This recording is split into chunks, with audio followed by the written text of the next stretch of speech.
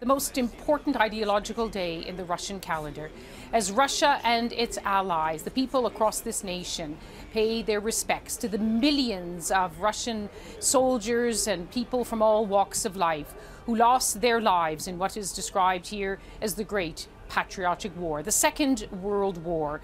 Today is the 70th anniversary of the victory of Allied forces over Nazi Germany. On May the 8th, many European nations marked the end of the war, but today, here in Russia, May the 9th, it is Russia's turn to pay tribute to the dead, but also to show Russia's continuing military might.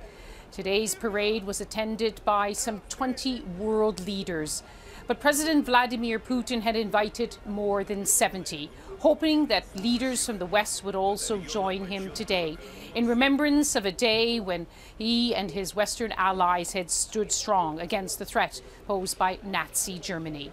But most Western leaders stayed away in protest over Russia's actions in Ukraine and the deepening war there. Today was a day for the regiments who played leading roles in the Second World War to be on parade. It was also a procession of Russia's military might, with its oldest tanks, the T-34, which were used during the Second World War, and its latest tank, the only tank that has been developed since the collapse of the Soviet Union, the Armata tank, was shown in public for the very first time. And that was followed by a flypast of Russia's power in the skies. And seated next to President Putin were presidents of China, Egypt, India.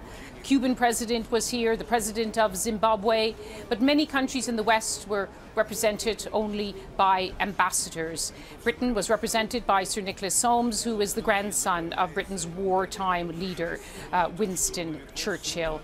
And of course, many of others, Russia's allies from Central Asian Republic and many other parts of the world, were also present here today, as well as the UN Secretary General Ban Ki-moon.